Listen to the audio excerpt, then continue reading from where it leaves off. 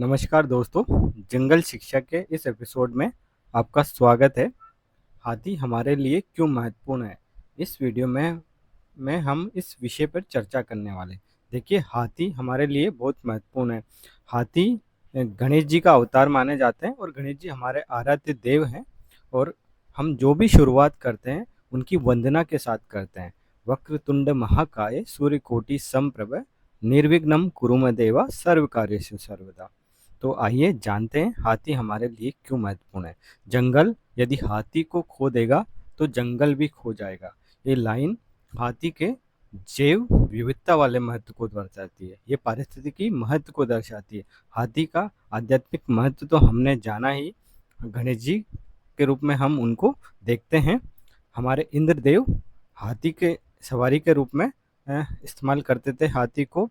और युद्धों में पहले हाथी को इस्तेमाल किया जाता था मनोबल बढ़ाने के लिए। कहते थे जिस सेना में जितने ज़्यादा हाथी होंगे वह उसके हौसले उतने ही ऊंचे होंगे। यानी सामने वाली सेना हाथी को देख के ही डर जाती थी, क्योंकि हाथी पे बैठा हुआ सेनापति तो युद्ध करता ही था, साथ में हाथी भी अपनी सूंड से या अ, इस तरह से आक्रामक हो जाते थे कि कई बड़ी बड़ी पैदल सेना को ही मार देते थे। इस तरह से हाथी युद्ध में मनोबल बढ़ाने के लिए इस्तेमाल किए जाते थे और बड़ी बड़ी हाथियों की सेना रखी जाती थी। लेकिन ये सब तो इसके आध्यात्मिक और ऐतिहासिक महत्व है। हम यहाँ पर हाथी के जैव विविधता वाले महत्व को देखने वाले हैं। हाथी हमारे लिए क्यों पारिस्थितिकी रूप से इम्पोर्टेंट है, ये कैसे पर्यावरण को बनाते हैं, कैसे प्रकृति के ये संरक्षक है, इनको जंगलों का मालिक क्यों कहा जाता है, ये सब इस वीडियो में हम देखने वाले हैं। देखिए, हाथी हमारी संस्कृति, परंपरा और जैव विविधता का एक अभिन्न हिस्सा है। और इनका आकार बहुत बड़ा होता है। ये बहुत ज़्यादा बुद्धिमान होते हैं और बहुत ज़्यादा इमोशनल भी होते हैं। इनमें बहुत ज़्यादा क्या कहते हैं, इंटेलेक्चुअल होता है। ये वाला परिच्छेद हाथी के जैव विविधता वाले महत्व को भलीभांति दर्शाता है और इससे बेहतर आपको लाइनें कहीं नहीं मिल सकती। ये यूपीएससी के सी सेट का एक परिच्छेद है जिसमें हाथी के पारिस्थितिकी महत्व को दर्शाया गया है। देखिए, पढ़ते हैं। हाथी दृश्य भूमि के वास्तुकार है। यानी ये जो दिखने वाली जंगलों में जो रास्ते होते हैं वो बनाते हैं। ये वन में वृक्ष विहीन स्थल निर्मित करते हैं। यानी पेड़ पौधों को ये हटाते हैं और रास्ते बनाते हैं। कतिपय पादप प्रजातियों के अतिवर्धन की रोकथाम करते हैं और अन्य पादपों के पुनर्जनन के लिए स्थान प्रदान करते हैं। जो कुछ प्रजातियों को ये रोकथाम करते हैं और कुछ छोटे पौधों को पनपने के लिए स्थान प्रदान करते हैं, जिससे कि आगे अन्य शाकाहारी पशुओं का निर्वाह उपलब्ध होता है।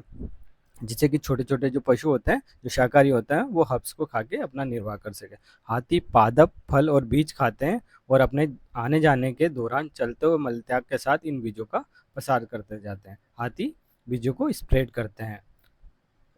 हाथी का गोबर पादपों और पशुओं के लिए पोषण प्रदान करता है। हाथी का जो गोबर होता है वो पादपों के लिए खाद तो होता ही, साथ में बीजों के लिए भी पोषण का, पशुओं के लिए भी पोषण का काम करता है। पशु भी हाथी को गोबर को खाते हैं। पादप तो के लिए तो वो खाद का काम करता ही है। कीटों के लिए वो प्रजनन स्थल होता है। इस तरह से इनका काफ़ी ज़्यादा इम्पोर्टेंस है जंगलों के लिए। सूखा पड़ने के समय ये धरती में गड्ढे खोदकर जल तक पहुंचाते हैं, जो दूसरे वन्य जीवों को लाभ पहुंचाता है। हाथी के बारे में कहते हैं कि जब इनके किसी रिलेटिव की डेथ हो जाती है तो ये क्या करते हैं, जंगल में गड्ढा खोदते हैं और उसे दफनाते हैं।